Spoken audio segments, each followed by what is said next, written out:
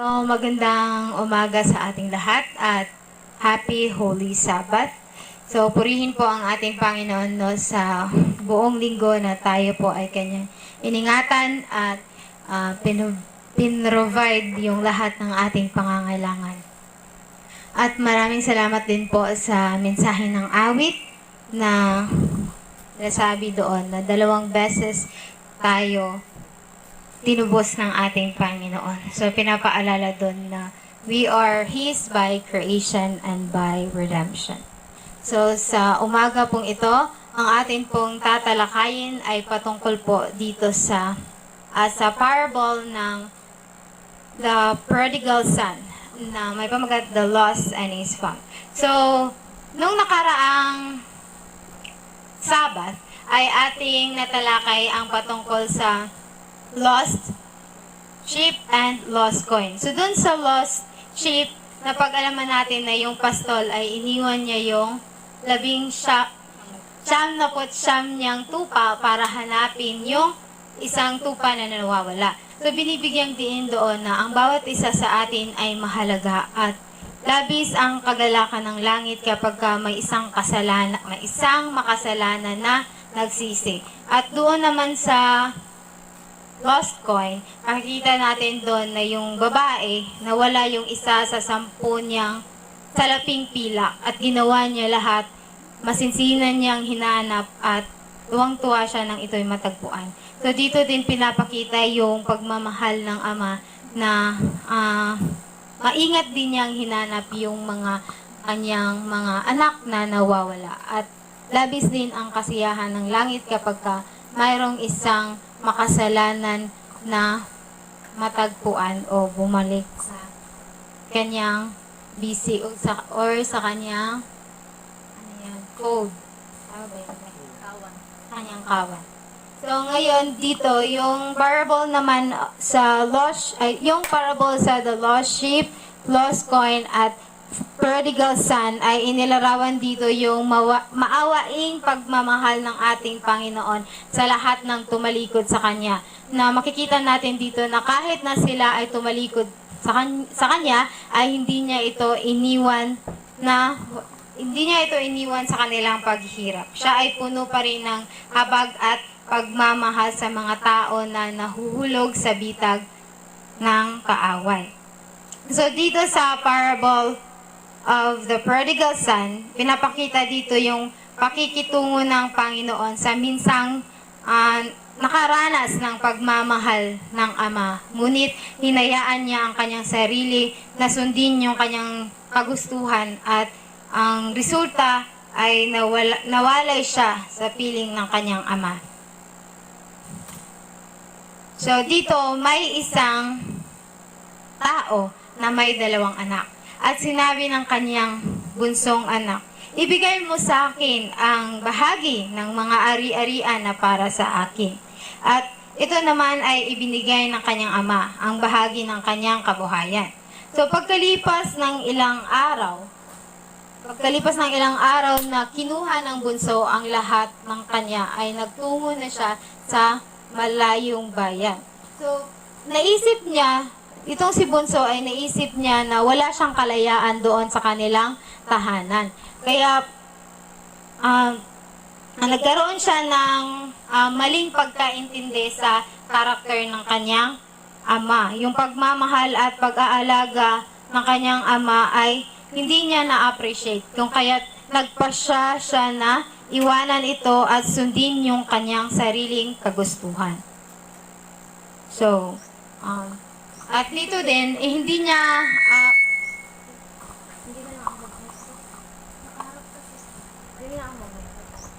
so dito, hindi niya kinilala ang tungkulin niya sa kanyang magulang. At napaka-ungrateful niya. At kahit na sa kabila ng hindi niya pagrespeto sa kanyang ama, ay kanya pa ding inangkin yung pribilehiyo ng pagiging isang anak. At pribilehiyo ng isang anak, at kinuha niya yung ari-arian na kahit na yung ari-arian na dapat sana ibigay sa time na mamatay yung kanyang ama, ay nais din niya kunin.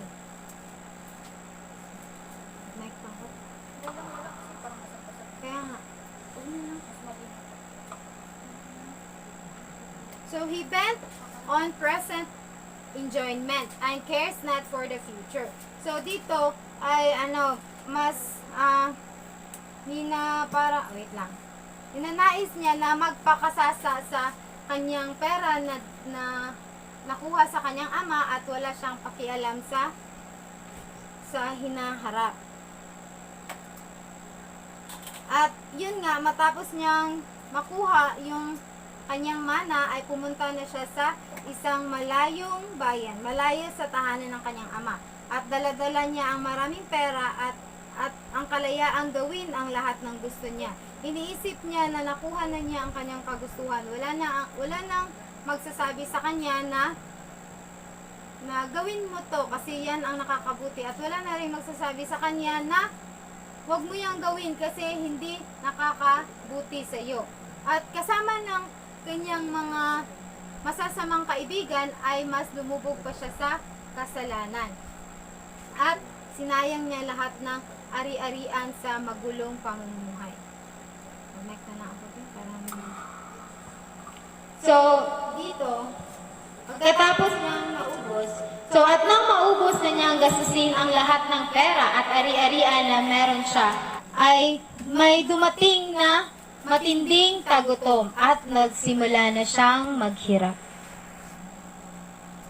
At sumama na lamang siya sa isang mamamayan doon sa kanilang lugar at pinapunta siya doon sa bukid upang magpakain ng mga baboy.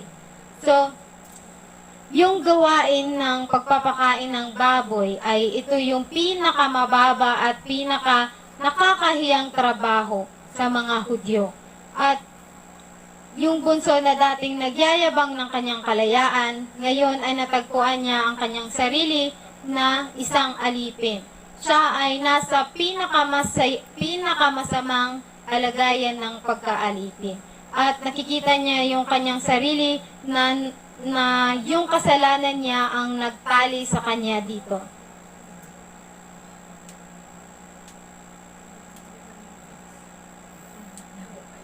So makikita natin dito na yung kalagayan ng isang makasalanan. So, na kahit na itong si Bunso ay napapalibutan siya ng lahat ng pagpapala sa kanyang ama, ay gusto pa rin niyang sundin yung kanyang sariling kagustuhan at kalayawan. Kaya yung naging resulta ay yung dating magandang buhay niya ay napalitan ng grabing paghihirap. At ito, wala siyang pasasalamat and grateful siya sa kanyang ama. At dahil nga hinanap niya yung sarili niyang kasiyahan, ay nakalimutan niya yung Panginoon. So, pero makikita din natin dito sa parable na ito na yung pagmamahal ng Panginoon ay patuloy pa ding ini-extend sa taong lumayo sa Kanya. At patuloy pa rin siyang gumagawa ng paraan para maibalik ito sa kanyang piling. So dahil sa kanyang nakakaawang kalagayan, ay nagsimula siyang nakarealize sa kanyang sarili at nakita niya na yung kanyang pagdurusa ay dahilan lang ng kanyang pagpili sa kanyang sariling kagustuhan. At naisip niya na napakadaming mga lingkod ang kanyang ama na sapat yung kanilang kinakain at higit pa. Pero siya na anak ay wala siyang makain at nagdurusa. Kaya nasa isip niya na i-confess niya ang kanyang pagkakasala sa kanyang ama at sasabihin niya na nagkasala ako laban sa langit at sa harap mo. At hindi na ako karapat-dapat na tawaging iyong anak. So, gawin mo na lang akong isang alipin. So, miserable as he was, the prodigal found hope in conviction of his father's love. It was that love which was drawing him toward home. So, it is the assurance of God's love that constraineth the sinner to return to God. The goodness of God leadeth thee to repentance. So sa kabila ng kanyang nakakaawang kalagayan at kalungkutan, ay nakakita siya ng pag-asa sa pagmamahal ng kanyang ama. At ang pagmamahal na yun yung nagtulak sa kanya na umuwi sa kanyang ama. So, makikita natin no na may assurance po ang isang makasalanan na kahit tayo ay nagkasala, ang pagmamahal po ng ating Panginoon ay patuloy pa ding ine-extend. Dahil po sa, sinasabi dito no na, dahil sa kabutihan ng ating Panginoon, dahil sa pagmamahal niya, ito yung nagtulak sa atin para tayo ay magsisi. At dito nga ay naghanda siya sa kanyang sarili sa pag-uwi sa kanyang ama. So, hindi niya alam na nung umalis siya mula sa piling ng kanyang ama, ang sakit at pangungulila ang naiwan sa puso ng kanyang ama. Habang siya ay nagsisiyahan, sumasayaw at nakikipag-party sa kanyang mga kaibigan, ay hindi niya naisip yung kalungkutan na iniwan niya sa kanilang tahanan. At ngayon, habang siya ay naglalakad pauwi sa kanilang tahanan, ay hindi niya alam na may isang tao na matagal nang nananabik sa kanyang pag-uwi. So habang siya ay, sinasabi dito na habang siya ay malayo pa, nakilala na agad siya ng kanyang ama. So dito natin makikita na grabe talaga yung pagmamahal ng kanyang ama sa kanya. Na kahit pa yung damit niya ay alipin na alipin at ilang taon na yung nakaraan ay kaagad na nakilala ng ama ang kanyang anak. At yung habag at awa ng kanyang kahabagan at pagmamahal ng kanyang ama ay dali-dali siyang tinakbo at niyakap. At yung pangungulila ng kanyang ama, pagkakita niya sa kanyang anak ay napunan ito. At hindi, yung kanyang ama ay hindi ito pinagalitan o pinagsabihan ng kahit anumang masamang salita. Ngunit sa halip ay inubad niya yung kanyang malapad at marangyang balabal. Binalot niya ito sa kanyang anak.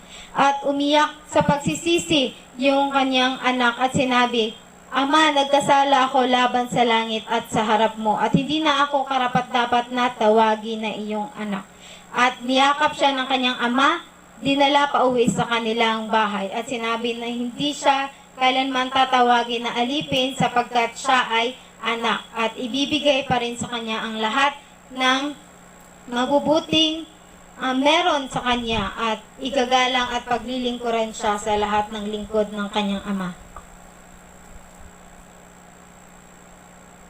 At sinabi ng kanyang ama sa mga lingkod, "Dalhin ninyo ang pinakamainam na balabal at isuot sa kanya at lagyan ng singsing ang kanyang kamay at ang sandalyas sa kanyang mga paa. At dalhin dito ang pinakamatabang goya at katayin. At tayo'y kumain at magsaya sapagkat itong aking anak ay namatay at muling nabuhay. Siya'y nawala at natagpuan." At yun nga, nagsimula na silang magsaya. So dito po yung alibuhang anak ay nagkaroon siya ng panibagong pagkilala sa karakter ng kanyang ama. Yung inakala niyang isang mahigpit at malupit na ama ay isa palang napakamaunawain at mapagmahal na ama. So gayon din no sa spiritual na implication. Yung mga nalinlang ni Satanas, tinitingnan nila na yung Panginoon ay isang malupit at mahigpit. Iniisip nila na kapag sila ay nagkakamali ay i-condemn o hahatulan agad sila sa Panginoon. At iniisip din nila na yung kautusan ng Panginoon ay napakabigat sundin.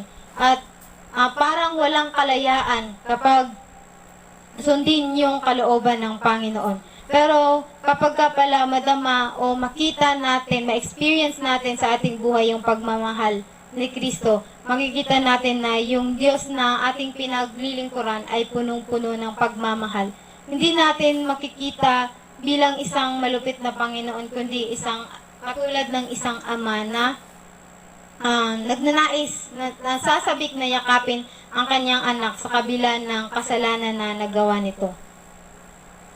At kagaya nga nung sabi ni Sam na tulad po ng isang ama na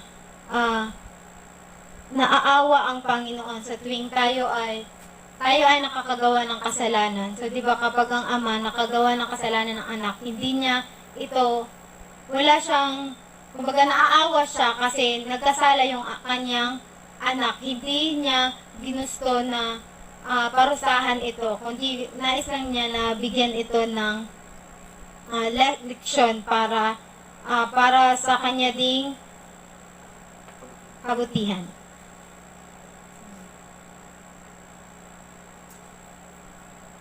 Have you, reader, chosen your own? Have you wandered far from God? Have you sought to feast upon the fruits of transgression, only to find them turn to ashes upon your lips? And now your substance spent, your lifespan thwarted, and your hopes dead? Do you sit alone and desolate? So tayo ba ay nakaranas din ng kagaya sa alibugang anak at pinili natin yung ating sariling daan? Naligaw at nawalay sa piling ng ating Diyos. Naubos na ba ang lahat at nabigo yung ating mga plano at nawala na tayo ng pag-asa sa buhay, mag-isa at malungkot? Ngayon po ay isang tinig ang handang umakay sa atin na nagsasabi, Arise ye and depart, for this is not your rest, because it is polluted. It shall destroy you, even a sore destruction. Return to me, for I have redeemed thee. So, makita natin dito na yung boses ng Panginoon ay umaakay sa atin na tayo ay bumangon sa ating maling daan na tinahak, sapagkat hindi ito yung ating kapahingahan. At tayo ay inaanyayahan ng Panginoon na bumalik tayo sa Kanya sapagkat tayo ay Kanya na pong tinubos. So, ito po ay isang assurance sa ating makasalanan na tayo po ay handang tanggapin ng ating Panginoon with open arms kapag tayo po ay handang magkumpisal at magsisi sa ating mga kasalanan. So, do not listen to the enemy's suggestion to stay away from Christ until you have made yourself better, until you are good enough to come to God. If you wait until then, you will never come. So, wag po tayong makinig sa mga bulong ng kaaway na lumayo tayo sa Panginoon hanggat hindi pa natin napapabuti ang ating sarili, hanggat hindi pa maayos yung ating buhay. Kung maghihintay tayo na maging mabuti ang ating buhay bago tayo lalapit sa ating Panginoon, ay hindi talaga tayo makakalapit sa Panginoon. So, ang nais po ng Panginoon ay lumapit tayo sa Kanya just as we are. Makasalanan at helpless at Kanya po tayong tatanggapin. At kapag tinutukso tayo ni Satanas sa ating mga kasalanan, ay i-claim po natin yung ang pangako ng Panginoon na ang lahat ng lumalapit sa Kanya ay hindi niya itataboy. At ang dugo po ng ating Panginoong Hesus ang siyang naglinis na ng ating kasalanan. So, isa din pong napakagandang passage na kung tayo po ay gagawa ng hakbang patungo sa Kanya sa pagsisisi, ay agad po niya tayong yakapin sa Kanyang walang hanggang pag-ibig.